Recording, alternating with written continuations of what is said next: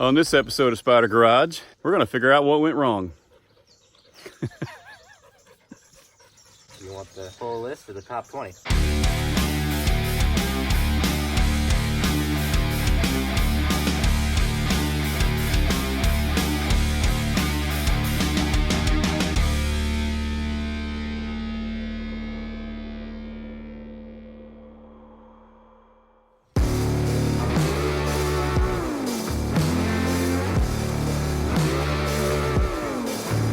What's that? Driver's side is a lot higher than the passenger probably.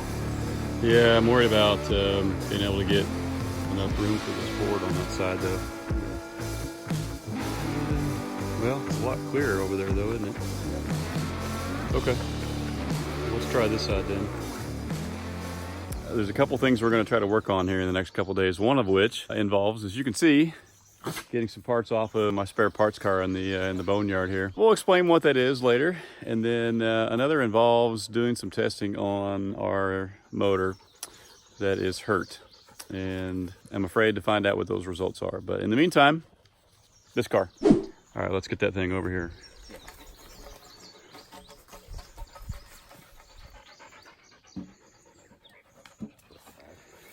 All right, if you're wondering what buffoonery is going on here, this car is sunk into the ground. There's no clearance for a jack at all. So we're gonna do the safe thing and pry the thing up, and then one of us is gonna climb underneath and put the jack up underneath the pumpkin to lift up the car enough to be able to get to a couple bolts that hold the torque arm on. So yeah, this could go terribly wrong. All right. I don't know if this is going to work. We'll wait to find out. Yep. Get this out of the way. All right, ready? Yeah. Oh, you're going to need to go a lot more than that. Really? Oh, yeah. Oh, man. Use another 4 or 5 inches. Really? At least I need another block.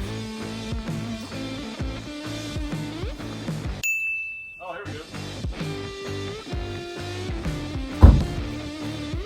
Yeah. We can get anywhere near it.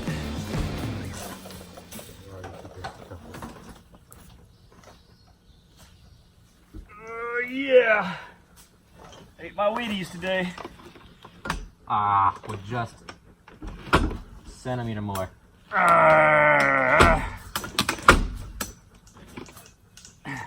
One, two, three. Seriously, like another centimeter? Yeah, I'm not even kidding. You realize that's the thickness of the board you're on. I can't go any lower. It's like half a centimeter, not even kidding. I can't give her any more, Captain. So leave it on the cardboard until I pry it up, and then ram it. Hang on a minute. Get out of here. There we go. All right, ready again? Yep. You watch, this fence is going to collapse on me. Yep.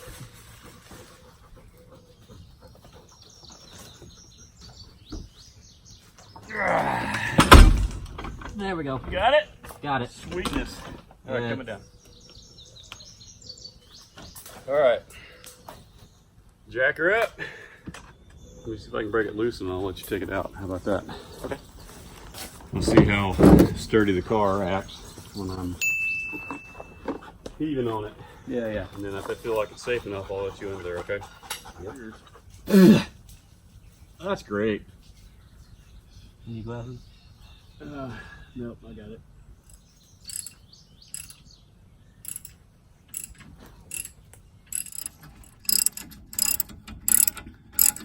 Oops.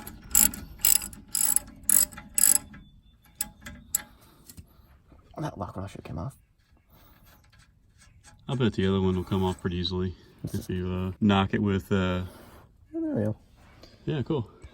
Knock it with a ratchet to see if it'll fall off. Oh, I don't really feel like knocking anything right now.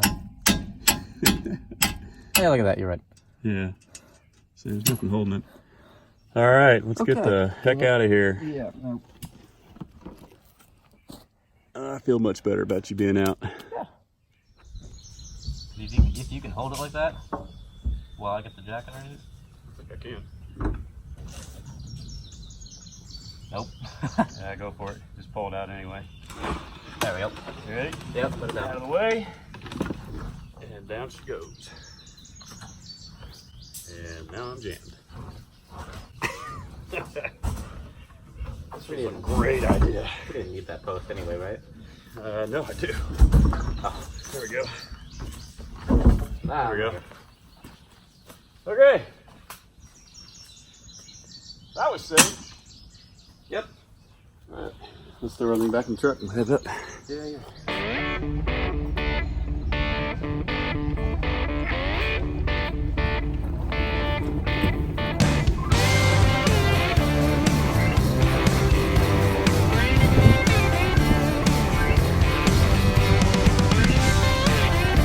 Hi, little car.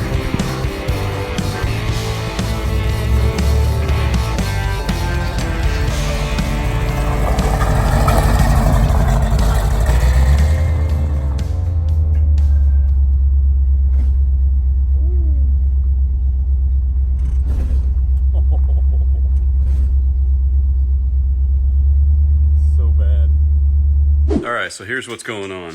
All that noise that you heard out there, I don't know if you guys can hear it or not. It's a terrible, terrible metal clanging noise as we're driving down the road every time we hit a bump. And we thought for a while that at first maybe the exhaust system was loose, got underneath the car, and it was tight. It was fine. And then we went on a drive into town last night. There's Nathaniel jacking up the car. And it all of a sudden hit me. I think it's the torque arm. Sure enough, we went looking underneath the car, and much to our surprise, those torque arm nuts on the bottom of those bolts right there were missing. As you can see, that torque arm goes all the way down the length of the drive shaft from the rear axle here, all the way up to the transmission. And I don't know, but I'm not sure that we ever even tightened those. That was way back when a 13-year-old Nathaniel and myself were working on this car together. And I think we just called it good enough and walked away from it. Probably were in a hurry, right, bud? Like always. Probably. And just finger tighted the things on there and just forgot about it. 2 years later, we drive this thing 2,300 miles on power tour, and we come home and, not surprisingly, they're missing. So we're gonna put them back on.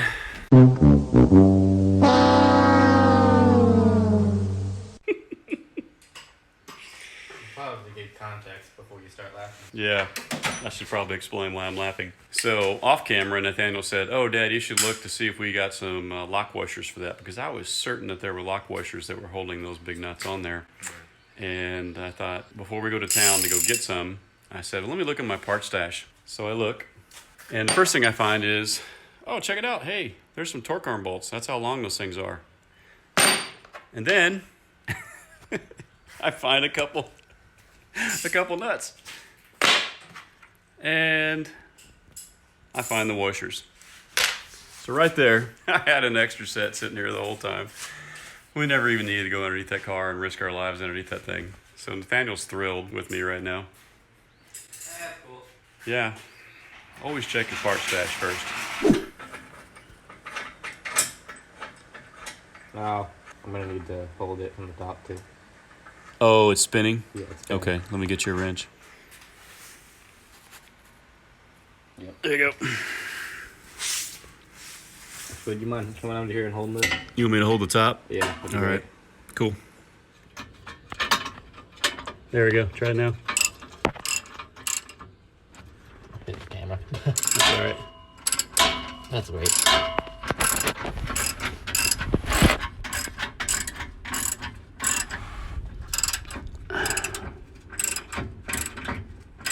Dude, I think that thing got bent.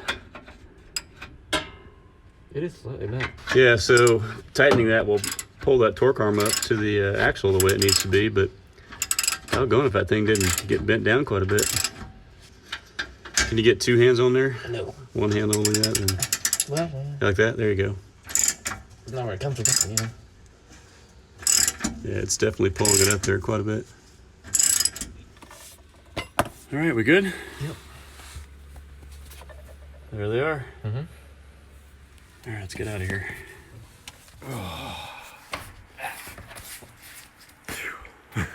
It's so crowded in here.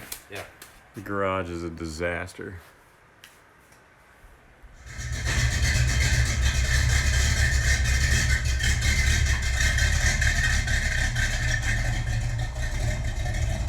All right, so today's a pretty key day. Today we find out what went wrong. Yeah.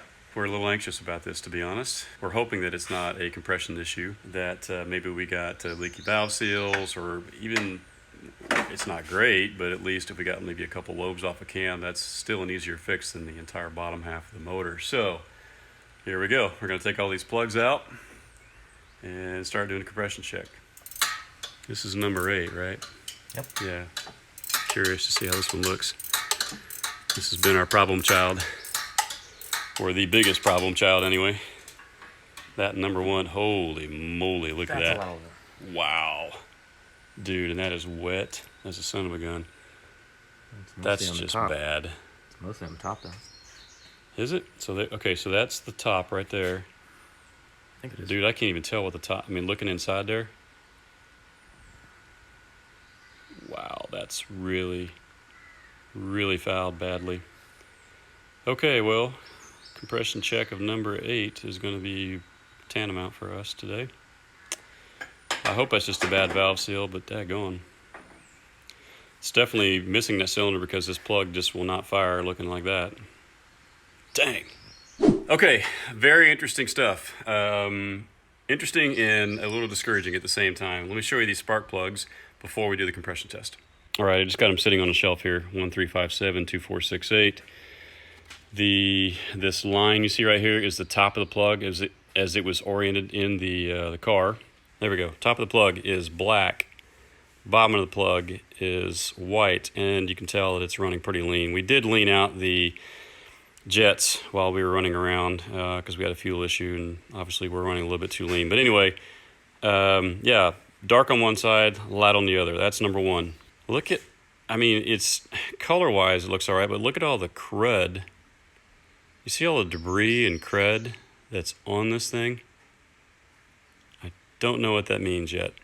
Same thing with number 5. Obviously a little bit lean, but there's just a bunch of crud. I mean, look at all the debris and crud that is stuck to that plug. Now this is number 7. We always thought that our problem childs were number 1 and number 8, and obviously number 7 was the other one that was fouled out. We knew we were missing 2 cylinders. Look at that. Lots of oil, lots of crud, lots of sludge up there as well. Not good. Number 2, not so bad. Still lean, but somewhat normal. Number 4, bottom or top of the plug, very dark. Bottom of the plug, very light. And then look at all the debris. Whoops, debris and crap and sludge that stuck to it. Man, this is number 6. You see the top of the plug marked right there. Sludgy, oily on that side. Bottom of the plug cleaned off. Obviously a little lean, but big difference top and bottom. For the piece de resistance, this is number 8, the one we knew had a problem with. Look how dark and oily and wet this thing is. Completely fouled. I can't even tell top to bottom. There's really not a difference because it's just completely covered in oil. So compression check will tell us a lot. So here we go. All right, come here, bud. Yeah. Why don't I have you go ahead and disconnect that white wire on the distributor, Yeah. which is ignition, which is on this side over here. Yeah. Yeah, there you go. Pull that thing down. Ignition's out. And let's get this thing screwed in here. Okay, go ahead.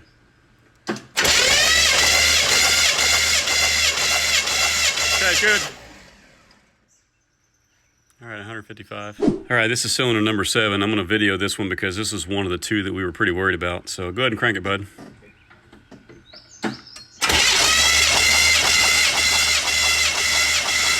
Okay.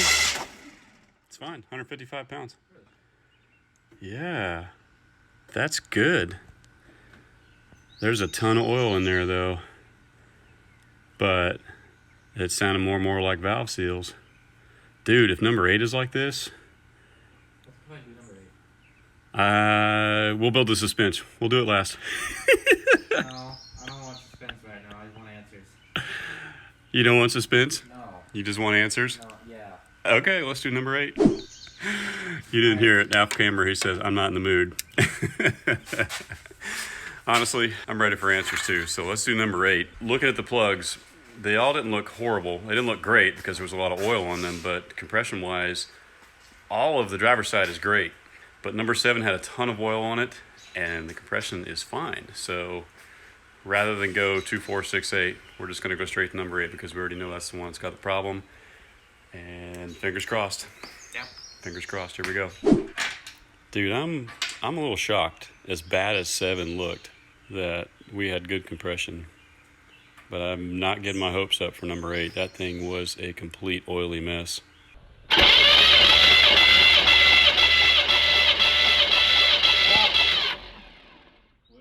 145.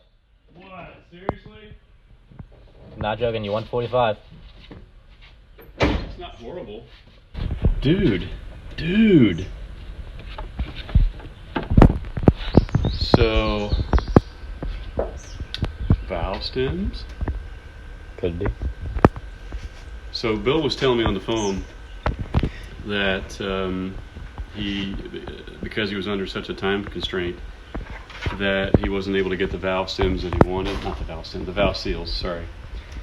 And that he had to go with these hard plastic ones instead of the other kind that he liked. That was a lot better quality. And while in normal circumstances they would be fine,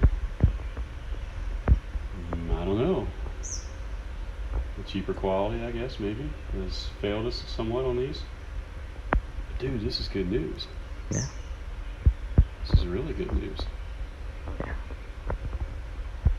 Okay, well, let's go ahead and do 2, 4, and 6 just for giggles to document everything, okay? Okay. Okay, guys. Good. This is fantastic news. We were actually hesitant to do this, partly because we just didn't want to know. We were afraid it was going to be bad news.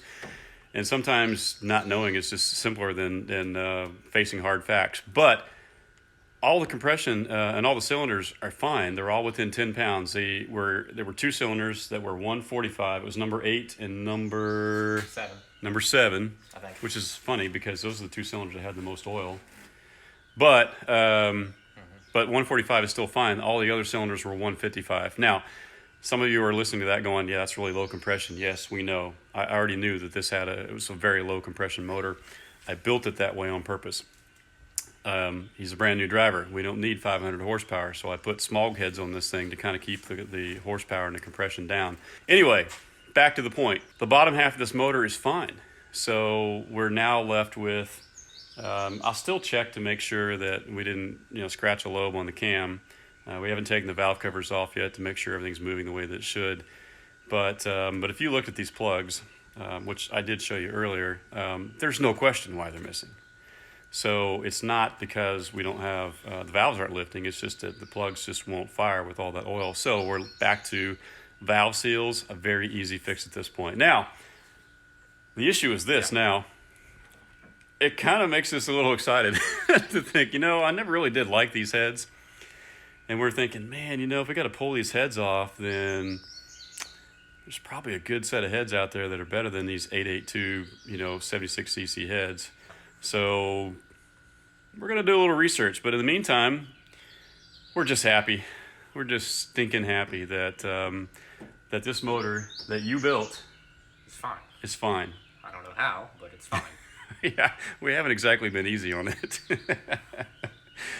But it did hold up. The rings did seal. And, man, I'm just so happy. I know you are too, bud. Yeah. So now we just we figure out what to do from here, what to do either with these heads for a quick fix, or do we find something better? Anybody out there got any good 64cc small block heads they want to sell?